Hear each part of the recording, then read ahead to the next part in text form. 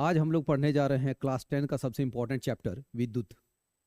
और ये चैप्टर पढ़ लोगे तो कुछ कर दोगे ऐसा कि दुनिया वाला करना चाहेगा तुम्हारे जैसा। एक बार बस बने रहो, 30 मिनट का समय दोगे, 5 नंबरिया क्वेश्चन को निचोड़ के सीधे तुम्हारे हाथ में डाल देंगे। बस एक बार बने रहो अच्छे से, जैसा मैं बता रहा हूं मेरे साथ साथ चलो। तो चलो आते हैं अपने टॉपिक पर बिना किसी बकवास के। तो सबसे पहला इंपॉर्टेंट टॉपिक जो आता है इस चैप्टर में वो है विद्युत धारा। तो चलो देखते हैं हम लोग कि विद्युत धारा क्या है, जिसको इंग्लिश से इलेक्ट्रिक करंट कहते हैं। ठीक है, पहला टॉपिक है विद्युत धारा। विद्युत धारा तो हम लोग देखते हैं कि विद्युत धारा क्या है। ऐसे तो डेफिनेशन विद्युत धारा का ये होता है, हम लोगों को लिखने का, नोट बनाने का उतना वक्त नहीं है, क्योंकि 9 फरवरी को हम लोगों का विज्ञान का एग्जाम है। तो हम लोग सबसे पहले इंपॉर्टेंट टॉपिक को चूज करके और एक एक करके सबको हिट करते चलते हैं, और इसको ऐसे तरीके से पढ़ाऊंगा कि सीधे तुम्हारे दिमाग के अंदर घुस जाएगा।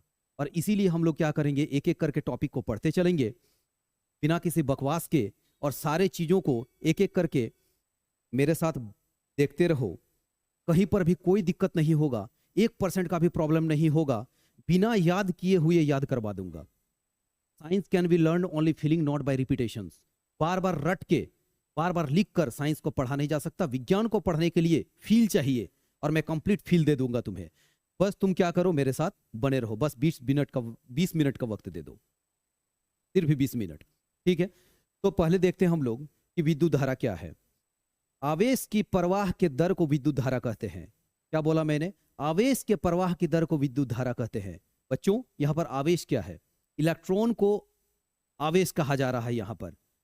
तो क्या अगर प्रोटॉन होता तो आवेश नहीं होता? हाँ, प्रोटॉन होता तो भी आवेश होता। लेकिन बात जब विद्युत धारा का आएगा तो यहां पर इलेक्ट्रॉन का बात आएगा। ठीक है, क्या बोला मैंने? आवेश के प्रवाह की दर को विद्युत धारा कहते हैं। आवेश मैं यहां पर इलेक्ट्रॉन को बोलूंगा। तो अगर मैं इस चीज को पलट कर बोलता हूं कि इलेक्ट्रॉन के प्रवाह की दर को विद्युत धारा कहते हैं, तो भी सच हो जाएगा। क्या बोला मैंने? आवेश के प्रवाह की दर को विद्युत धारा कहते हैं, या तो इसी चीज को पलट के यह भी बोल सकते हो कि इलेक्ट्रॉन के प्रवाह की दर को विद्युत धारा कहते हैं। अब बोलने का मतलब यह है कि विद्युत धारा जो है आवेश के प्रवाह की दर है। यहां पर दर का मतलब क्या है? दर का मतलब आलू प्याज का जो दर होता है, ये दर और ये दर अंतर है। यहां पर जो मैं दर का बात कर रहा हूं, ये और जो आलू प्याज का सामान का जो दर होता है, ये दोनों में आकाश जमीन का अंतर है। फिजिक्स में जब भी बच्चों दर का बात आएगा, रेट का जब भी बात आएगा, तो समझ जाना कि ये सीधे समय को इंडिकेट कर रहा है, टाइम को इंडिकेट कर रहा है। तो मैंने क्या बोला कि आवेश के प्रवाह की दर को विद्युत धारा कहते हैं। इसका मतलब यह है कि आवेश तो प्रवाह हो रही है, आवेश तो प्रवाहित हो रही है, लेकिन समय के साथ। तो मैं अगर ऐसे भी बोलूं कि आवेश की प्रवाह समय के साथ, क्या समय के साथ आवेश की प्रवाह को विद्युत धारा कहते हैं, तो भी सच हो जाएगा। क्यों? क्योंकि मैं इसी चीज को पलट के ये बोल रहा हूं कि आवेश के प्रवाह की दर को विद्युत धारा कहते हैं, और दर का मतलब समय होता है। तो बच्चों, इस चीज को मैं ऐसे भी कह सकता हूं कि समय के साथ आवेश के प्रवाह को विद्युत धारा कहते हैं, या तो इलेक्ट्रॉन की प्रवाह की दर को विद्युत धारा कहते हैं, आवेश के प्रवाह की दर को विद्युत धारा कहते हैं। क्यों? क्योंकि आवेश यहां पर इलेक्ट्रॉन को ही कहा जा रहा है। तो जब भी कभी दर का बात आएगा फिजिक्स में, तो बच्चों समझ जाना कि यहां पर समय का बात हो रहा है। तो मैं क्या बोल रहा हूं कि सिंपल सा डेफिनेशन, सिंपल सा परिभाषा यह बोलना है, अगर तुमसे क्वेश्चन पूछा जाए कि विद्युत धारा क्या है, तो बोलना कि आवेश के प्रवाह के दर को विद्युत धारा कहते हैं। इसका मतलब समय के साथ आवेश में कितना ज्यादा आवेश का प्रवाह हो रहा है, समय के साथ आवेश कितना प्रवाहित हो रही है, इलेक्ट्रॉन कितना प्रवाहित हो रही है। प्रवाह होने का मतलब है, प्रवाहित होने की मतलब है प्रवाह कितना हो रहा है, इसका मतलब है कि बह रहा है। प्रवाहित होने का मतलब है बहना। तो आवेश के प्रवाह की दर को विद्युत धारा कहते हैं। मतलब इलेक्ट्रॉन कितना ज्यादा बह रहा है समय के साथ, उसका मतलब है विद्युत धारा। मतलब जितना कम समय में जितना ज्यादा इलेक्ट्रॉन प्रवाहित होगी, जितना ज्यादा आवेश प्रवाहित होगी, तो उसे हम कहेंगे विद्युत धारा। मतलब विद्युत धारा का मात्रा उतना ही ज्यादा है। मैंने क्या बोला बच्चों? मैंने क्या बोला कि आवेश के प्रवाह की दर को विद्युत धारा कहते हैं। दर का मतलब समय होता है। अगर मैं ये कह रहा हूं कि कम समय में ज्यादा इलेक्ट्रॉन प्रवाहित हो रही है, कम समय में ज्यादा आवेश प्रवाहित हो रही है, इसका मतलब विद्युत धारा की मात्रा भी अधिक है। इसका मतलब यह होगा कि समय के साथ आवेश की प्रवाह को विद्युत धारा कहते हैं। मतलब दर का मतलब यहां पर सीधे टाइम से है। इसका मतलब मेरे पास दो क्वांटिटी, दो राशियां आ गई। पहला नंबर क्या? आवेश। दूसरा नंबर क्या? समय। इसका मतलब मैं ये करूंगा कि अगर मुझे विद्युत धारा को दोस्तों कैपिटल आई यानी कि बड़े अक्षर आई के बड़े अक्षर से लिखा जाता है, तो विद्युत धारा आई बराबर मेरा फॉर्मूला क्या हो जाएगा कि समय के साथ आवेश की प्रवाह, यानी कि आवेश होगा ऊपर नोमिनेटर यानी कि अंश में होगा, और हर में कौन होगा? समय। तो यहां पर मैं लिखूंगा Q/T। मतलब इसको मैं ऐसा लिखूंगा, आवेश बटे समय। अब बच्चों इसको ऐसे ही क्यों लिखा गया? दिमाग में क्वेश्चन आता है कि why is it defined like this? इसको ऐसे ही क्यों डिफाइंड किया जाता है? इसको ऐसे ही क्यों परिभाषित किया जाता है? तो बोलने का यह मतलब है कि अगर पापा ने लाया 5 चॉकलेट, पापा ने लाया 5 चॉकलेट, तुम्हें दिया गया 2, तो बच्चों इस फ्रैक्शन को, इस अनुपात को कैसे लिखोगे? पापा ने लाया 5, लाया था टोटल 5, दिया गया तुमको 2, तो लिखोगे 2/5, अंश में 2 हर में 5। अगर तुमको यहां पर 1 2 3 4 5 1 2 3 4 5 6 7 8 8 अंश है, तो टोटल लिखोगे 8। और अगर 1 2 3 भाग रंगा गया तो बच्चों हो जाएगा ऊपर में 3।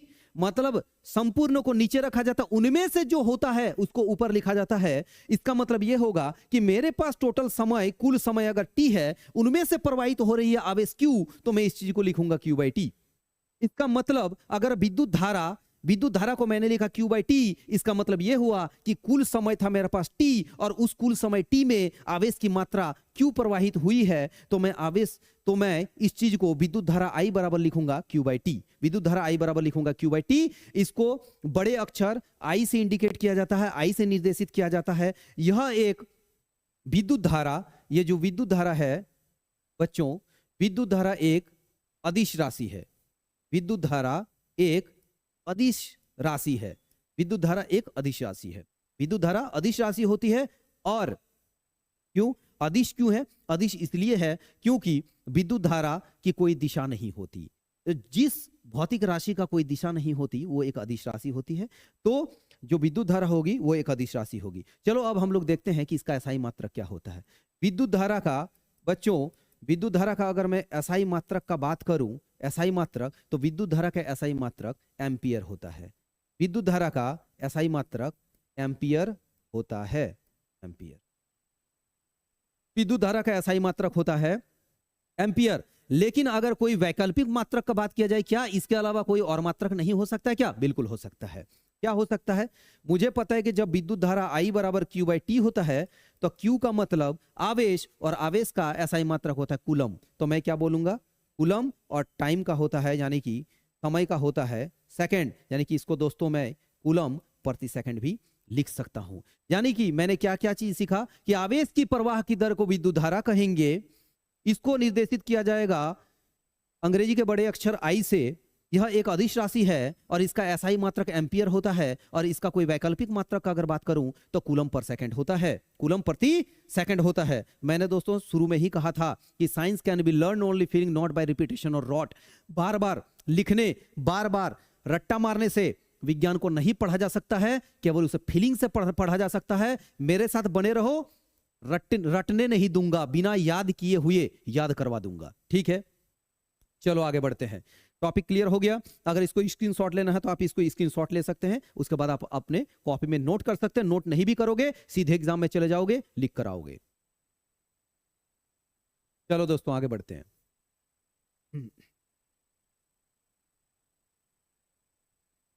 चलो अगला टॉपिक की ओर आगे बढ़ते हैं। अब हम लोग पढ़ेंगे विद्युत विभव के बारे में। क्या पढ़ेंगे दोस्तों? विद्युत विभव के बारे में। विद्युत विभव, विद्युत विभव अंग्रेजी से इसको बोला जाता है इलेक्ट्रिक पोटेंशियल। क्या बोला जाता है? इलेक्ट्रिक पोटेंशियल, विद्युत विभव। अब हम लोग देखते हैं कि विद्युत विभव का मतलब होता क्या है। चलो पहले मैं इसका डेफिनेशन बता देता हूं, परिभाषा बता देता हूं, और इसको इस ढंग से मैं इसको डिफाइन करूंगा ताकि आपको याद ना करना पड़े और याद हो जाए। मैं जो बोल रहा हूं ध्यान से सुनना। एकांक आवेश को या तो इकाई आवेश को, क्या बोला मैंने बच्चों? इकाई आवेश को, कौन सा आवेश लेना है? धन आवेश लेना है। फिर से बोल रहा हूं, इकाई धन आवेश को अनंत से, कहां से? अनंत से किसी विद्युत क्षेत्र तक लाने में जो कार्य करना पड़ता है, जो कार्य करना पड़ता है, उसे हम विद्युत विभव कहते हैं। फिर से बता रहा हूं बच्चों, क्या बोला मैंने? एकांक धनावेश को या इकाई धनावेश को कहां से लाना है? अनंत से लाना है। कहां तक लाना है? विद्युतीय क्षेत्र तक लाना है। और अनंत से विद्युतीय क्षेत्र तक लाने में जो मुझे कार्य करना पड़ता है, उसे हम विद्युत विभव कहते हैं। उसे हम क्या कहते हैं? विद्युत विभव। क्या बोला मैंने? मैंने बोला कि अनंत से इकाई धनावेश को किसी विद्युतीय क्षेत्र तक लाने में जो कार्य करना पड़ता है, उसे हम विद्युत विभव कहते हैं। उसे हम क्या कहते हैं? विद्युत विभव कहते हैं। अब दोस्तों, इस चीज को हम लोग एकदम तोड़ तोड़ कर इसको समझने की कोशिश करेंगे कि आखिर इकाई धनावेश किसको कहते हैं। अनंत से लाएंगे, अनंत क्या है, और विद्युतीय क्षेत्र तक लाएंगे, वो विद्युतीय क्षेत्र क्या है, और अनंत से विद्युतीय क्षेत्र तक लाने में मुझे कार्य को क्यों करना पड़ेगा भाई। देखो दोस्तों, सबसे पहले हम लोग देखते हैं कि एकांक धनावेश यानी कि इकाई धनावेश का मतलब क्या होता है। अगर मैं बात करूं मेरा इस शरीर का, तो मेरा ये जो शरीर देख रहे हो तुम, ये ऐसा ही नहीं था। ये सबसे पहले सेल के रूप में था, मतलब ये कोशिका के रूप में था। तो हम लोगों के शरीर का जो संरचनात्मक इकाई है, वो क्या है? वो है एक कोशिका, एक सेल है। लेकिन अगर मैं इस घर का, बिल्डिंग का बात करूं, तो ये घर बनने से पहले एक ईंट रखा गया था, तो वो जो ईंट है इस घर की इकाई है। एकांक इकाई का बात कर रहा हूं। उसी प्रकार से अगर मैं बोलूंगा आवेश, तो तुम बोलोगे सर आवेश का बात कर रहे हैं तो कितना मात्रा का बात कर रहे हैं? सभी चीजों का दोस्तों एक मात्रा होता है, सभी चीजों का एक मात्रा होता है। जैसे अगर तुम बाइक खड़ा करोगे, कहां पर बाइक खड़ा करोगे? पेट्रोल पंप में। और पेट्रोल पंप में जाकर बोलोगे कि 2 सेकंड पेट्रोल दे दो, भाई मूर्ख बन जाओगे। क्यों? क्योंकि 2 सेकंड पेट्रोल नहीं होगा, होगा क्या? 2 लीटर पेट्रोल होगा। अगर तुम्हारी मम्मी तुमको बोलती है कि बेटा आटा लेकर आओ, और तुम आटा लेने जाते हो और वहां पर जाकर बोलते हो कि 2 लीटर आटा दे दो, बोलेगा क्या मूर्ख हो यार तुम, 2 लीटर आटा कैसे लोगे? 2 किलो आटा ले लो तुम। समझ रहे हो? तो सभी चीजों के लिए एक पर्टिकुलर क्या होता है? एक निश्चित राशि होती है। किसी निश्चित राशि के लिए एक मात्रक होता है, ठीक है? किसी निश्चित राशि के लिए एक मात्रक होता है। अब बोलने का मतलब, आवेश के लिए मात्रक क्या होगा? लीटर लिख दे क्या? लीटर नहीं लिखा जा सकता है। आवेश के लिए मात्रक क्या है? कूलम है। तो आवेश का मात्रक क्या होता है? कूलम होता है। अब सवाल ये उठ रहा है कि अगर मैं बात करता हूं 100 कूलम आवेश का, तो तुम बोलोगे 100 कूलम आवेश मतलब सर 100 कूलम आवेश। लेकिन ये 100 कूलम आवेश को मुझे नहीं लेना है, मुझे इसका इकाई देखना है। तो एक कूलम को बोलो। जैसे इस घर में अगर 1000 ईंट लगा है, तो इस घर का इकाई क्या है भाई? 1 ईंट है। तो अगर 100 कूलम बात कर रहा हूं, तो 100 कूलम तो वो इकाई नहीं हुआ ना, 1 कूलम इकाई होगा, 1 सेकंड इकाई होगा, 1 मीटर इकाई होगा। तो 1 कूलम को मैं आवेश की इकाई बोल सकता हूं, एकांक आवेश बोल सकता हूं। इकाई धनावेश को लेना था यहां पर। तो एकांक धनावेश यानी कि 1 कूलम आवेश प्लस 1 कूलम आवेश। तो मैं क्या बोल रहा हूं? इकाई धनावेश, इकाई धनावेश, इकाई धनावेश। इकाई धनावेश क्या है भाई? इकाई धनावेश है मेरा +1 कूलम चार्ज। 1 कूलम चार्ज इकाई, और प्लस दे दिया मैंने, तो धनावेश। इकाई धनावेश को कहां से लाना है? अनंत से। अब दोस्तों मैं समझता हूं कि अनंत का मतलब क्या होता है। क्या अनंत का मतलब यह होता है कि चांद, तारा, ग्रह, परलोक, स्वर्गलोक, सबसे पार अनंत जिसका कोई अंत नहीं है? भैया अनंत का मतलब वो नहीं होता है। अगर कोई ये समझा रहा है, इसका मतलब वो गलत समझा रहा है। अनंत वो नहीं होता। अनंत होता है अगर अनंत समझ रहे हो कि बहुत ज्यादा दूरी जिसका कोई अंत नहीं, उसको मैं अनंत कहूंगा, तो वो अनंत नहीं है। यहां पर अनंत का मतलब कुछ और है। क्या है? एक बात बताओ दोस्तों, अगर मैं एक ऐसा दूरी जो कभी भी खत्म नहीं होता, उसको मैं अनंत कहूंगा, तो कौन सा दूरी को तुम अनंत बोलोगे भाई? कौन सा दूरी को अनंत बोलोगे? एक बात बताओ, क्या मेरे घर से, मतलब मैं झारखंड राज्य का धनबाद जिले में रहता हूं, तो धनबाद जिले से जो पटना है वो क्या अनंत है? नहीं, मेरे लिए तो अंत है। लेकिन अगर मैं कोई मेढक को छोड़ दूं और बोलूं कि तुम फुदक फुदक के पटना पहुंच जाओ, भाई उसके लिए अनंत है। अगर मैं चींटी को बोलूं कि तुम रेंगते हुए धनबाद से पटना चला जाओ, तो मेरे लिए अनंत नहीं है, लेकिन उस चींटी के लिए वो अनंत है। लेकिन क्या पटना अनंत है? अनंत दूरी है? बिल्कुल अनंत दूरी नहीं है, लेकिन उस चींटी के रिस्पेक्ट में, चींटी के तुलना में वो अनंत है। यानी कि अब पॉकेट में, जेब में, कहीं पर या डिग्गी में लटक के वो निकल लिया तुम्हारे साथ ट्रेन में, वो बात अलग है। लेकिन अगर चींटी को तुम बोलोगे रेंगते हुए वो वहां पहुंचो, तो कंपैरेटिवली वो अनंत है। क्या है, वो उसके लिए, बेचारे के लिए अनंत है, लेकिन तुम्हारे लिए वो अनंत नहीं है। तो इसका मतलब ये नहीं है कि एक ऐसा दूरी जो कभी खत्म ही नहीं हो, मतलब चांद तारा परलोक पार करके, जमलोक पार करके अब तुम बोलोगे कि वो अनंत होगा। अनंत का मतलब वो नहीं है। अनंत होता है रिस्पेक्ट में, कंपैरेटिवली होता है, तुलनात्मक होती है, ठीक है। तो यहां पर भाई अनंत मैं किसको बोल रहा हूं, अनंत का मतलब क्या है वो समझ में आएगा थोड़ी देर के बाद दोस्तों। लेकिन मैं सबसे पहले बता रहा हूं कि अभी विद्युत क्षेत्र का मतलब क्या होता है। क्यों, मैंने तो विद्युत विभव का डेफिनेशन ये बोला था कि अनंत से किसी इकाई धनावेश को किसी विद्युत क्षेत्र तक लाने में जो कार्य करना पड़ता है। अब मैं विद्युत क्षेत्र का मतलब समझाता हूं दोस्तों। मानकर चलो कि यहां पर कोई धनावेश रखा हुआ है। क्या रखा हुआ है, यहां पर धन आवेश रखा हुआ है। तो ये अगर धन आवेश है तो इसकी विद्युतीय बल रेखाएं, जैसे चुंबक का चुंबकीय बल रेखाएं होती है, उसी प्रकार आवेश से भी विद्युतीय बल रेखाएं निकलेंगी। तो ये मानकर चलो कि इस दिशा में एक विद्युतीय बल रेखा है जो कि बिंदु P तक पहुंचता है। कहां तक पहुंचता है, बिंदु P तक। तो तुम बोलोगे क्या सर जो विद्युतीय बल रेखाएं P तक खत्म हो जाएगी? नहीं दोस्तों, विद्युतीय बल रेखाएं P तक नहीं खत्म होगी, बहुत दूर तक जाएंगी, वो अनंत तक भी जा सकती है, लेकिन P तक खत्म नहीं होगी। मानकर चल सकते हैं ये कि अगर तुम्हारे हाथ में एक चुंबक है, तुम्हारे हाथ में एक मैग्नेट है, तुम हो पटना में। कहां पर हो तुम? पटना में। मैं हूं दिल्ली में। तो तुम्हारे हाथ में चुंबक रखा हुआ है, नॉर्थ पोल है, और मेरा हाथ में साउथ पोल, मैंने तुम्हारे नॉर्थ पोल की दिशा में मैंने करके रखा हुआ है। तुमने तो बच्चों हमेशा से पढ़ा है कि नॉर्थ पोल जो है उत्तरी ध्रुव दक्षिणी ध्रुव को खींचता है, नॉर्थ पोल साउथ पोल को अट्रैक्ट करेगा। तो तुम हो नॉर्थ पोल लेकर पटना जंक्शन में, मैं हूं दिल्ली में साउथ पोल लेकर। तो भाई मैंने तो सुना चुंबकीय बल रेखाएं अनंत तक जाती है, मैं तो दिल्ली में ही हूं, पटना से दिल्ली तो अनंत नहीं है, लेकिन क्या वो खींचेगा? तुम हो पटना जंक्शन में, मैं दिल्ली में लेकर साउथ पोल घूम रहा हूं, तुम पटना जंक्शन में नॉर्थ पोल लेकर बैठे हुए हो, क्या लगता है कि खींचेगा? बिल्कुल नहीं खींचेगा। इसका मतलब जो विद्युतीय बल रेखाएं होती है उसका भी एक निश्चित दूरी होता है। उस दूरी के बाद वो आकर्षण या विकर्षण का बल किसी भी दूसरे आवेश को या तो खींचने का या किसी भी दूसरे आवेश को धकेलने का जो क्षमता है वो खो देगा एक टाइम। कैसे? मानकर चलो ये धन आवेश है, तो धन आवेश किसी दूसरे धन आवेश को क्या करेगा? विकर्षित करेगा, रिपेल करेगा। और अगर ये धन आवेश है तो किसी ऋण आवेश को क्या करेगा? आकर्षित करेगा, यानी कि अट्रैक्ट करेगा। लेकिन एक समय, एक दूरी ऐसा आएगा जिस दूरी के बाद वो आकर्षण या विकर्षण का बल लगाना बंद कर देगा। आकर्षण या विकर्षण का बल लगाना बंद कर देगा। तो जब बंद कर देगा दोस्तों आकर्षण या विकर्षण का बल लगाना, जिस बिंदु पर आकर्षण या विकर्षण का बल लगना बंद हो जाता वही अनंत है। फिर से बोल रहा हूं, समझ लो।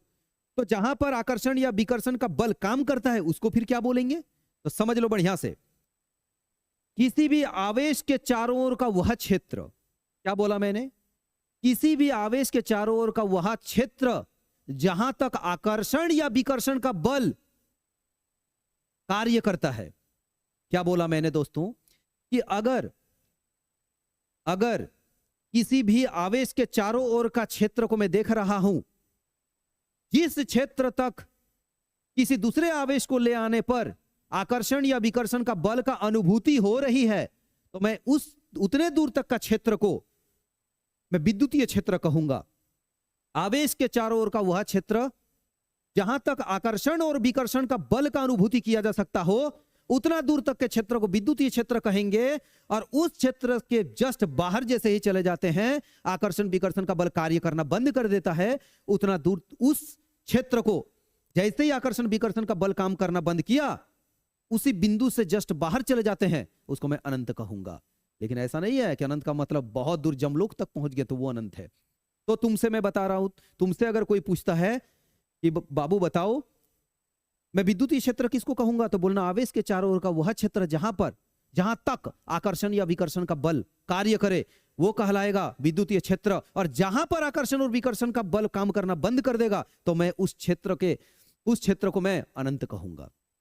क्या कहूंगा बच्चों? अनंत कहूंगा। मैंने बोला कि मानकर चलो कि चुंबक यहां पर विद्युतीय बल रेखा बिंदु P तक काम करती है, तो इससे बाहर अगर मैं यहां पर कोई भी एक बिंदु ले लेता हूं, पी डैश मान लो, तो क्या मैं इसको अनंत नहीं कर सकता हूं? बिल्कुल कर सकता हूं दोस्तों। क्यों? विद्युत बल रेखा यानी कि आकर्षण और विकर्षण का बल तो बिंदु पी तक लग रहा है, तो पी डैश क्या हो उसके लिए? अनंत हो गया। अब मुझे इस अनंत से प्लस 1 कूलम आवेश को, प्लस 1 कूलम यानी कि पॉजिटिव 1 कूलम आवेश को कहां से लाना है? अनंत पी डैश से कहां तक लाना है? विद्युतीय क्षेत्र तक। और लाने में मुझे जो कार्य करना पड़ेगा उसे मैं विद्युत विभव कहूंगा।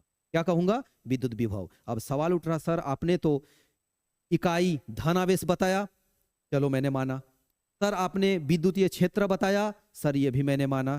सर आपने अनंत क्या है ये भी बता दिया, लेकिन मुझे सर ये समझ में नहीं आ रहा है कि अनंत से विद्युतीय क्षेत्र तक लाने में मुझे कार्य क्यों करना पड़ेगा भाई? क्या प्लस 1 कूलम चार्ज 1 क्विंटल जितना भारी है? 1 क्विंटल का कोयला जितना भारी होता है, ढोने में जितना समय लगता है, जितना वक्त लगता है, क्या उतना ही मेहनत इसमें भी लगेगा? नहीं लगेगा। तो जब प्लस 1 कूलम चार्ज को मैं अनंत से विद्युतीय क्षेत्र तक लाऊंगा और इसका वजन बोलकर भी कुछ नहीं समझ में आ रहा है, तो फिर यहां पर कार्य क्यों करना पड़ेगा भाई? किस चीज का कार्य करना पड़ेगा? और आपने तो अभी कहा कि अनंत से इकाई धनावेश को किसी विद्युत क्षेत्र तक लाने में जो कार्य करना पड़ेगा उसी को हम विद्युत विभव कहेंगे। तो फिर यहां पर कार्य क्या करना पड़ रहा है? तो दोस्तों मैं बता दूं, मेरे साथ बने रहो, रटने नहीं दूंगा। मेरे साथ बने रहो, रटने नहीं दूंगा, मेरे साथ बने रहोगे, भूलने नहीं दूंगा। ठीक है? क्या होगा? इकाई धनावेश को अनंत से लाना है विद्युतीय क्षेत्र तक। मुझे दोस्तों ये बता दो, ये कौन सा आवेश है? धनावेश है। एकदम ऊपर ऊपर समझने की जरूरत है, इसमें कोई रॉकेट साइंस नहीं है, इसमें बहुत कुछ समझने का है, लेकिन ये अभी काम चल जाएगा, अभी काम चला दूंगा मैं। धनावेश है, यहां भी धनावेश है। बताओ दोस्तों, धनावेश धनावेश को क्या करेगा? रिपेल करेगा, यानी कि विकर्षित करेगा। क्या तुम्हें सामने आने देगा? बिल्कुल नहीं देगा। अब सुनना, पास आने से वो रोकेगा, लेकिन ये धन आवेश, अच्छा और एक चीज सुनो, धन आवेश विकर्षित करेगा, धन आवेश ऋण आवेश को आकर्षित करेगा। ये प्रकृति का नियम है भैया। जिसमें सेम पोलैरिटी रहेगा ना, वो एक दूसरे को विकर्षित करेगा। जैसे मानकर चलो तुमने शादी किया, तुमने क्या किया? शादी किया, लेकिन एक शादी नहीं किया तुमने एक तो किया ही किया, उसके बाद और एक शादी किया तुमने। यानी कि जो 2 लड़कियां हैं, दोनों लड़की को तुमने शादी किया, तो एक लड़की के लिए भी तुम उसका पति हो, दूसरे लड़की के लिए भी तुम उसका पति हो, लेकिन दोनों लड़कियां आपस में सौतन है। अब दोनों सौतन में पूरा झगड़ा होगा भैया। क्यों? दोनों का दोनों निगेटिव चार्ज है, दोनों का दोनों ऋण आवेश है, तो ऋण ऋण को क्या करेगा? विकर्षित करेगा। समान ध्रुव समान आवेश एक दूसरे को विकर्षित करती है, लेकिन वो लड़की को, पहला वाला लड़की को भी तुम चाहिए और दूसरा वाली लड़की को भी तुम चाहिए। इसका मतलब तुम तो पॉजिटिव चार्ज हो भैया, दोनों का दोनों ऋणावेश है, तुम तो धन आवेश हो, तो दोनों को आकर्षित करोगे तुम, लेकिन दोनों आपस में क्या करेंगे? दोनों सौतन लड़ के मरेंगी। प्रकृति का नियम है भाई। तो ये भी धन है, ये भी धन है, और धन धन आवेश दोनों एक दूसरे को क्या करेगा? विकर्षित करेगा, धकेलेगा। तो तुम मुझे बताओ, इसको पकड़ के जब हम सामने लेकर आएंगे, कैसे सामने लाएंगे? मानकर चलो कि पहले P1 में लेकर आए, फिर P2 पर लेकर आए, फिर P3 पर लेकर आए, फिर P4 पर लेकर आए। जब मैं जैसे जैसे इसको सामने लेकर जाऊंगा, मुझे ये धकेलेगा, तो इसका मतलब मुझे बल लगाना पड़ेगा। बल किसकी दिशा में लगा रहा हूं? आगे की दिशा में मैं लगा रहा हूं। तो जब मैं आगे इस दिशा में मैं बल भी लगा रहा हूं, फोर्स लगा रहा हूं, बल लगा रहा हूं, और इधर विस्थापित भी हो रही है, यानी कि विस्थापन भी काम कर रहा है। तो दोस्तों मुझे ईमानदारी के साथ बताना कि इस दिशा में मुझे बल भी लगाना पड़ रहा है, साथ साथ में विस्थापन भी हो रहा है। तो बल गुना विस्थापन को क्या मैं कार्य नहीं कहता हूं? मैं कार्य नहीं कहता हूं क्या? कार्य बराबर बल गुना विस्थापन नहीं होता है क्या? तो बल गुना विस्थापन, मुझे बल भी लगाना पड़ रहा है। क्यों? धनावेश को विकर्षित करेगा, और मैं बल भी लगा रहा हूं, साथ में इसको विस्थापित भी करवा रहा हूं। तो बल गुने विस्थापन से कार्य होता है, और इसीलिए मैं बोल रहा हूं कि इकाई धनावेश को अनंत से, कहां से? अनंत से लाना है। कहां तक लाना है? विद्युतीय क्षेत्र तक लाना है। और अनंत से विद्युतीय क्षेत्र तक लाने में जो मुझे कार्य करना पड़ता है, वही होता है विद्युत विभव। बताओ, कोई किंतु परंतु, कोई दिक्कत, कोई कष्ट जिंदगी में नहीं होना चाहिए। चलो आगे बढ़ते हैं। अब विद्युत विभव को मैंने क्लियर कर दिया। अब मैं पढ़ूंगा विद्युत विभवांतर। अब मैं क्या पढ़ूंगा? विद्युत विभवांतर। दोस्तों 10 गो केला से 4 गो केला घटा दो। क्या बोला मैंने? अब बोलोगे भैया ये केला कहां से आ गया फिजिक्स में? 10 गो केला से 4 गो केला घटा दो, 6 गो अमरूद बन जाएगा। क्या बन जाएगा? बन जाएगा। 10 गो केले में से 4 गो केला घटा दूंगा, सॉरी 10 गो केले में से अगर 6 गो केला घटा देता हूं तो 4 गो केला बनेगा या 4 गो केला ही रहेगा या 4 गो अमरूद बन जाएगा? तो बोलोगे अरे भैया केले में से केला घटाओगे तो केला ही रहेगा। 15 जामुन में से 10 जामुन घटा देता हूं तो 5 क्या 5 आम बन जाएगा? नहीं, जामुन से सर जामुन घटाइएगा तो जामुन न बचेगा। तो विभव से विभव को घटाना है भैया। विभव अंतर, विभव का अंतर, विभव का अंतर मतलब अंतर मतलब क्या होता है? अंतर, अंतर निकालिए, घटाओ, घटाना है। एक विभव से दूसरे विभव को घटाना है। विभव का एक मात्रा, विभव का दूसरा मात्रा, एक मात्रा से दूसरे मात्रा को घटा दो, अंतर हो जाएगा। घटाओ का मतलब अंतर। तो विभव का जो अंतर हुआ, विभव का जो डिफरेंस है वही तो है विभव अंतर। और क्या है? विभव अंतर, संधि विच्छेद करो ना, विभव का अंतर, विभवांतर। तो विभवांतर क्या है? विभव का अंतर को हम लोग बोलते हैं विभवांतर। तो एक बात बताना मुझे कि विभव से विभव को घटाऊंगा तो विभव रहेगा, अमरूद से अमरूद को घटाओगे अमरूद रहेगा, 5x से 2x को घटाओगे 3x रहेगा, 5x से 3x को घटाओगे, 5x के मान लो कि 2x को घटा रहे हो तो 3x रहेगा, 5x के 2x को घटाने पर 3y थोड़ी हो जाएगा। उसी प्रकार विभव से विभव घटाओगे विभव का अंतर मिलेगा। अब देखो कैसे बताना। P1 पर पहले लेकर आए, P2 पर लेकर आए, P3 पर लेकर आए। विस्थापन भी हो रहा है, बढ़ रहा है, और बल भी बढ़ रहा है। तो बल और विस्थापन से कार्य, तो कार्य भी बढ़ रहा है। और जब कार्य बढ़ रहा है तो विभव भी बढ़ रहा है। इसका मतलब P2 पर ज्यादा विभव होगा, P1 पर कम विभव होगा। तो P1 पर कम होगा, P2 पर ज्यादा होगा, P3 पर और ज्यादा होगा, P4 पर और ज्यादा होगा। तो अगर विभव का अंतर निकालने के लिए तुमको बोले विभवांतर क्या निकालने के लिए बोले, अगर मैं निकालू विभवांतर, विभवांतर, तो विभवांतर में क्या होगा दोस्तों? विभव का अंतर। क्या बोल रहा हूं मैं? विभव का अंतर। तो मैं ऐसा भी बोल सकता हूं कि विभव कहां पर ज्यादा है? P2 पर। और विभव कहां पर कम है? P1 पर। ठीक है, क्या बोल रहा हूं मैं? विभव कहां पर ज्यादा है? P2 पर। और विभव कहां पर कम है? P1 पर। तो ये दो जगहों का जो विभव का अंतर है मैं इसको विभवांतर कह सकता हूं। ठीक है, अब सुनना, दोनों का फार्मूला, विभव का फार्मूला और विभवांतर का फार्मूला दोनों साथ साथ में बता दूंगा। ठीक, चलो देखना। जो विद्युत विभव है, पहले मैंने बताया कुछ देर पहले, कुछ मिनट पहले, ठीक, विभव, विद्युत विभव, एकांक धनावेश को या इकाई धनावेश को अनंत से किसी विद्युत क्षेत्र तक लाने में जो कार्य करना पड़ता है उसे विद्युत विभव कहता हूं। ठीक, तो भैया अभी अभी मैंने बताया, मानकर चलो विद्युत क्या विभव निकालना है मुझे। ठीक है, टोटल आवेश कितना है, कुल आवेश कितना है भाई? Q। कार्य कितना पड़ा, कितना करना पड़ा? W। तो ये विभव बनेगा। कैसे? Q कूलम आवेश को, Q कूलम आवेश को, अगर Q कूलम आवेश को अनंत से किसी विद्युत क्षेत्र तक लाने में W जूल कार्य करना पड़ता है तो वो मेरा विभव कार्य। तो विद्युत विभव बराबर W/Q, मतलब कितना कार्य मुझे करना पड़ा? कार्य बटे आवेश, कार्य बटे आवेश। तो क्या हो जाएगा? विद्युत विभव बराबर W/Q। अब मैं बात करता हूं एसआई मात्रक का, विभव का एसआई मात्रक। एसआई मात्रक किसका? विभव का, विभव का एसआई मात्रक। एसआई मात्रक विभव का हो जाएगा वोल्ट, वोल्ट, विभव का एसआई मात्रक वोल्ट। अब सुनना, तो फिर वैकल्पिक मात्रक यानी कि ऑप्शनल यूनिट, क्या और यूनिट नहीं हो सकता? हो सकता है। बोलोगे सर यहां से फॉर्मूला से निकालो, आप भी गजब करते हो। विद्युत विभव W/Q, W का मतलब वर्क, कार्य, और कार्य का एसआई मात्रक होता है जूल, और कूलम, तो क्या हो जाएगा? जूल पर। ये कर लो। चलो सर ये तो विभव हुआ, विभवांतर का। अरे भैया अभी तो बोला मैंने कि अमरूद से अमरूद घटाओगे अमरूद बनेगा, केला से केला घटाओगे केला होगा केला ही बनेगा। विभव से विभव का अंतर निकालोगे, विभवांतर निकालोगे तो क्या फॉर्मूला बदल जाएगा? बिल्कुल नहीं। तो इसका मतलब एसआई मात्रक भी, विभवांतर, विभव का भी एसआई मात्रक वोल्ट, विभवांतर का भी एसआई मात्रक वोल्ट, ऑप्शनल यूनिट यानी कि वैकल्पिक मात्रक जूल पर कूलम, विभवांतर का भी एसआई मात्रक जूल पर कूलम। अब भूलना नहीं चाहिए, अगर अब भी भूल गए एक ढक्कन पानी लो, थोड़ा ज्यादा हो जाएगा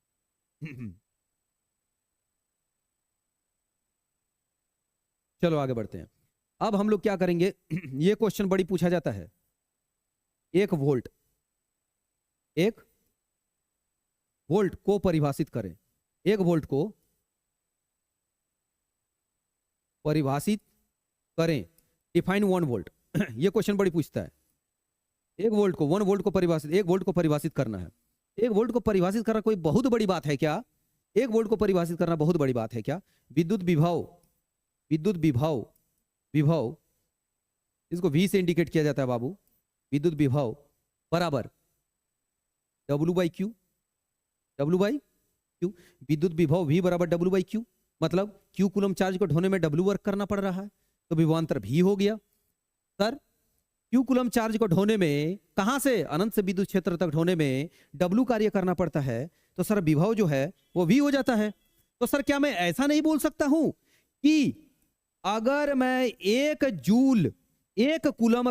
कूलम आवेश को ढोने के लिए अगर 1 जूल कार्य करूं, सर सुनना बढ़िया से, अगर सर मैं 1 कूलम आवेश को अनंत से विद्युतीय क्षेत्र तक ढोने में अगर 1 जूल कार्य करूं, तो सर 1/1 1 ही होता है और बन जाएगा जूल पर कूलम, यानी कि 1 जूल पर कूलम। और 1 जूल पर कूलम किसका मात्रक है बाबू? 1 जूल पर कूलम। तो मैंने तो बोला कि इसका ऑप्शनल यूनिट अभी लिखा था मैंने, जूल पर कूलम भी होता है, जूल पर कूलम भी होता है, और मैंने लिखा था वोल्ट भी होता है, अभी मैंने लिखा था। तो सर इसको ना 1 और जूल पर कूलम मतलब वोल्ट, तो 1 वोल्ट भी कह सकता हूं, 1 वोल्ट। अब सुनना, सिंपल सा बात, कोई अगर पूछेगा कि 1 वोल्ट बराबर कितना होगा, तो तुम बोलोगे सर भले बताओ कि वोल्ट का मतलब क्या होगा। वोल्ट मतलब क्या है? ये आवेश। और आवेश का मतलब क्या होता है? आवेश का मतलब होता है कार्य बटे आवेश नहीं, विभव। सॉरी, माफ करना, आई एम रियली सॉरी। विभव बराबर क्या होता है? W/Q, यानी कि कार्य बटे आवेश। Q कूलम चार्ज को ढोने के लिए W वर्क करना पड़ रहा है, यानी कि Q कूलम आवेश को ढोने के लिए W कार्य करना पड़ रहा है, तो इसको विभव बोलते हैं। अब जब 1 वोल्ट को डिफाइन करने के लिए बोल रहा है, यानी कि 1 वोल्ट विभव 1 वोल्ट मात्रक में बोल रहा है, तो एक काम करो ना भाई, ये 1 जूल कार्य 1 जूल करना पड़ा, मान लो कितना को? 1 कूलम आवेश को ढोने के लिए, तो 1/1 जूल पर कूलम 1 वोल्ट। 1 वोल्ट 1/1 1, और जूल पर कूलम मतलब वोल्ट, क्योंकि वोल्ट भी होता है जूल पर कूलम भी होता है। हाँ, अब सुनना, तरीके से कैसे लिखोगे? Define 1 volt. 1 वोल्ट को परिभाषित करें। बोलना, एक बात बताइए सर, 1 वोल्ट को छोड़िए पहले आप, वोल्ट किसका मात्रक है? आवेश का। आवेश का मतलब क्या होता है सर? आवेश का मतलब होता है W/Q, यानी कि Q चार्ज को ढोने के लिए W वर्क करना पड़ा, तो Q का जगह पर सर आप 1 कूलम ले लो। 1 कूलम आवेश को ढोने के लिए 1 जूल कार्य करना पड़ा, तो उतना कार्य की मात्रा को हम लोग 1 वोल्ट बोलेंगे। सीधी सी बात है। 1 कूलम, अगर 1 कूलम आवेश को अनंत से किसी विद्युत क्षेत्र तक लाने में अगर 1 जूल कार्य करना पड़ता है, तो कार्य की उस मात्रा को हम लोग 1 वोल्ट कहते हैं। That's it, done. चलो आगे बढ़ते हैं।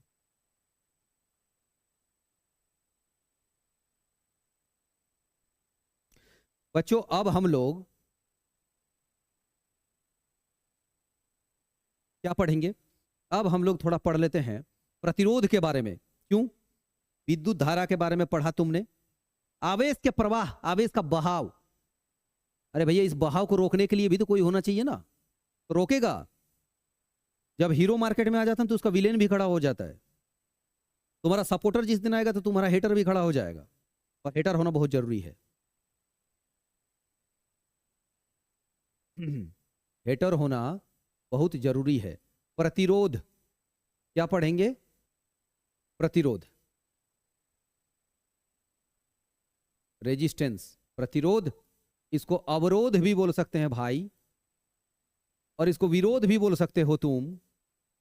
तुम्हारा जो मन करे तुम बोल दो, लेकिन एग्जाम वाले तो यही बोलेंगे प्रतिरोध।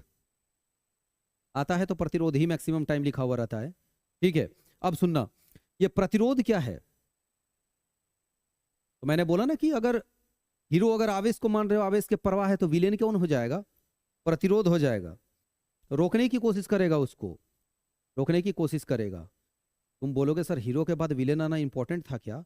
अगर वो नहीं आता तो क्या हो जाता? अगर नहीं आता, अगर आवेश नहीं होता, आवेश का प्रवाह नहीं पढ़ते, हीरो नहीं पढ़ते, तो इसका विलेन प्रतिरोध नहीं आता, और प्रतिरोध नहीं आता तो पढ़ने का मौका कैसे मिलता?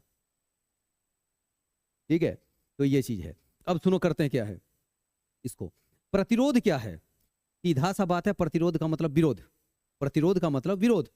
जो तार से होकर प्रवाहित होने वाली विद्युत धारा का विरोध करता है।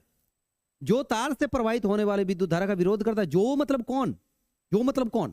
सुनो, कोई अगर तुमसे पूछता है कि प्रतिरोध क्या है, तो बोलना तार का वह गुण, तार का वह गुण जिस वजह से वह तार से प्रवाहित होने वाली विद्युत धारा का विरोध करता है, तार के इस गुण को हम लोग प्रतिरोध कहते हैं। फिर से समझ लो, कोई रॉकेट साइंस नहीं है। स्लैंग लैंग्वेज में, देहाती तरीके से, मोटे लैंग्वेज में समझो, जैसा बोल रहा हूं वैसे लिख देना, वैसे छाप देना, कॉपी पेस्ट करना, मार्क्स मिलेगा, बिल्कुल मिलेगा, कोई काट नहीं सकता है। देखो क्या बोला मैंने, मानकर चलो कि ये तार है, इस तार से विद्युत धारा प्रवाहित हो रही है, तो तार का एक ऐसा गुण जिस वजह से इसमें से प्रवाहित होने वाली विद्युत धारा का विरोध करता है, रोकने की कोशिश करता है, तार के इस गुण को हम लोग प्रतिरोध या विरोध कहते हैं। इतना तो याद रह ही जाएगा। ठीक है, तो प्रतिरोध का मतलब मैंने क्या बोला कि तार का वह गुण जिस वजह से वह तार से प्रवाहित होने वाले विद्युत धारा का विरोध करता है, तार के इस गुण को हम लोग प्रतिरोध कहेंगे। ठीक, अब सुनना, प्रतिरोध, प्रतिरोध जो होता है उसे कैपिटल आर यानी कि बड़े आर से निर्देशित किया जाता है। बड़े आर से निर्देशित किया जाता है। इसे निर्देशित किया जाता है प्रतिरोध को बड़े आर से। ठीक है, ठीक है। उसके बाद ये जो प्रतिरोध है उसके बारे में अगर मैं और डिटेल्स में थोड़ा जाऊं, इसके आगे मैं अगर और समझूं बढ़िया ढंग से, तो कुछ इस प्रकार का समझूंगा। देखो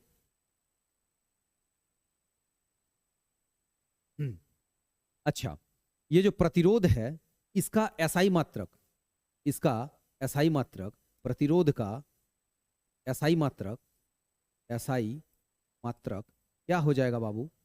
प्रतिरोध का एसआई मात्रक क्या हो जाएगा? प्रतिरोध का एसआई मात्रक होता है ओम। प्रतिरोध का एसआई मात्रक होता है ओम। ओम जानते हो? ओम, ओम बोलोगे माथा पगला गया मास्टर का। थोड़ा बहुत मैंने भी पढ़ा है क्लास 10। ओम नहीं, ओम ये भी ओम है, लेकिन यहां पर जिस ओम का बात हो रहा है वो ऐसा नहीं लिखा जाएगा, वो कुछ इस प्रकार का लिखा जाएगा। ठीक, रोस्ट मार देना, निकालना, स्क्रीनशॉट मारना, रोस्ट कर देना। ठीक, वर्ल्ड लेवल में बांग्लादेश, पाकिस्तान सब में बदनाम हो जाऊंगा। ठीक है, एसआई मात्रक ओम। ठीक है, अब सुनो क्या होता है, इसका जो प्रतिरोध है उसका एसआई मात्रक ओम होता है। ठीक, चलो आगे बढ़ते हैं, इसके बारे में और कुछ जानते हैं जो परीक्षा के दृष्टिकोण से बहुत ज्यादा जरूरी है, बहुत इंपॉर्टेंट है। ठीक, सुनो, किसी भी तार से जो विद्युत धारा प्रवाहित हो रही है, तो अगर ये मान लो कि ये तांबे का बना हुआ तार, अगर मान कर चलो कि ये एल्युमिनियम का बना हुआ है, या तो मान कर चलो कि ये गोल्ड यानी कि सोना का बना हुआ है, या तो ये सिल्वर यानी कि चांदी का बना हुआ है, तो अलग अलग जो तार है इसकी मोटाई भी अगर समान ही हो, तो क्या सभी तार से प्रवाहित होने वाले विद्युत धारा का मात्रा एक जैसा होगा या अलग अलग होगा? नहीं, सबका गुण अलग अलग होगा, तो विद्युत धारा को रोकने का जो मात्रा होगा वो भी अलग होगा। इसका मतलब प्रतिरोध भी अलग अलग होगा। तो प्रतिरोध किन किन कारकों पर निर्भर करता है? प्रतिरोध किन किन कारकों पर निर्भर करता है? रेजिस्टेंस अफेक्टिंग फैक्टर्स, प्रतिरोध को प्रभावित करने वाले कारक, प्रतिरोध को प्रभावित करने वाले कारक, प्रतिरोध को प्रभावित करने वाले कारक, प्रवाहित करने वाला नहीं। प्रवाहित करना अलग चीज है, प्रभावित करना अलग चीज है। प्रभाव डालने का मतलब कुछ ऐसे कारक, कुछ ऐसे रीजन, कुछ ऐसे कारण जो प्रतिरोध को बढ़ा भी सकता है और प्रतिरोध को घटा भी सकता है। तो कौन कौन से ऐसे कारक हैं, चलो देखते हैं। प्रतिरोध को प्रभावित करने वाले कारक, सबसे पहला तार की लंबाई, तार की लंबाई, लेंथ ऑफ द वायर, तार की लंबाई। सुनो बच्चा, प्रतिरोध तार की लंबाई के समानुपाती होती है। प्रतिरोध तार की लंबाई के समानुपाती होती है। दो चीजें होती है, एक समानुपाती, एक होता है व्युत्क्रमानुपाती। एक के बढ़ने पर दूसरा भी बढ़े और एक के घटने पर दूसरा भी घटे तो समानुपाती कहूंगा। एक के बढ़ने पर दूसरा भी बढ़े, मतलब अगर प्रतिरोध तार की लंबाई के समानुपाती होती है, इसका मतलब यह हुआ कि तार की लंबाई बढ़ने के साथ प्रतिरोध भी बढ़ेगा, तार की लंबाई घटेगा तो प्रतिरोध भी घट जाएगा। समानुपाती का मतलब यही होता है। ठीक है, अब सुनना, भाई तार की लंबाई बढ़ने से प्रतिरोध यानी कि विरोध क्यों बढ़ेगा? अच्छा, ईमानदारी के साथ सोचकर बताना, गौर से। अगर तुमको 1 किलोमीटर साइकिलिंग करके कहीं पर जाना हुआ तो रास्ते में ज्यादा ट्रैफिक आएंगे। कहीं पर कोई बच्चा दौड़ रहा है, कहीं पर कोई ट्रॉली कहीं पर कोई ट्रॉली लेकर जा रहा है, ठेला लेकर जा रहा है, कोई चाउमीन चाट वाला मंदिर में कहीं पर भीड़ लगा हुआ है। ये सब क्या है? तुमको जाने के लिए जो भीड़ भाड़ है वो रोकने की कोशिश कर रहा। तो ये जो भीड़ भाड़ जो गैदरिंग है, ये 1 किलोमीटर जाने पर ज्यादा विरोध होगा या ऐसे ही अगर 5 किलोमीटर चलता चला जाऊं तो ज्यादा विरोध होगा? बोलोगे ऑब्वियसली बात है सर, जितना ज्यादा दूर जाओगे उतना ज्यादा विरोध होगा, उतना ज्यादा ट्रबल्स आएंगे, उतना ज्यादा। तो इसका मतलब लंबाई बढ़ेगा, अवरोध बढ़ेगा, प्रतिरोध बढ़ेगा। तो तार की लंबाई length of the wire is directly proportional to, sorry इसको घुमा कर लिखता हूं, ठीक। तार की लंबाई, तो तार की लंबाई के समानुपाती होती है। इसका मतलब ये जो प्रतिरोध है इसको मैं लिखूंगा क्या? तार की लंबाई के समानुपाती। मतलब R is directly proportional to L. मतलब तार की लंबाई अगर बढ़ेगी तो प्रतिरोध भी बढ़ेगा। दोस्तों इस पर बहुत बड़ा एगो कॉन्सेप्ट छुपा हुआ है कि sir L directly proportional to R नहीं लिख सकते थे क्या? आपने तो ये कहा कि एल बढ़ेगा तो आर भी बढ़ेगा और आर बढ़ेगा तो एल भी बढ़ेगा। तो जब ऐसा ही है तो मुंह इधर क्यों नहीं घुमा हुआ हो सकता है? ये जो मुंह एल की तरफ घुमा हुआ है वो आर की तरफ क्यों नहीं हो सकता? सर बच्चों नहीं हो सकता, इसके बारे में कभी डिटेल्स में डिस्कस करेंगे। अभी मौका है तो चौका मारो एग्जाम पर, ठीक, फोकस करो एग्जाम में। तो क्या बोला मैंने? तार की लंबाई का समानुपाती होती है, यानी कि तार की लंबाई बढ़ेगा तो प्रतिरोध भी बढ़ेगा, ठीक, पहली बात। दूसरा, तार की मोटाई, तार की मोटाई बच्चों इस मोटाई को ना अनुप्रस्थ काट का क्षेत्रफल भी बोलते हैं। एरिया ऑफ क्रॉस सेक्शन, अनुप्रस्थ काट का क्षेत्रफल।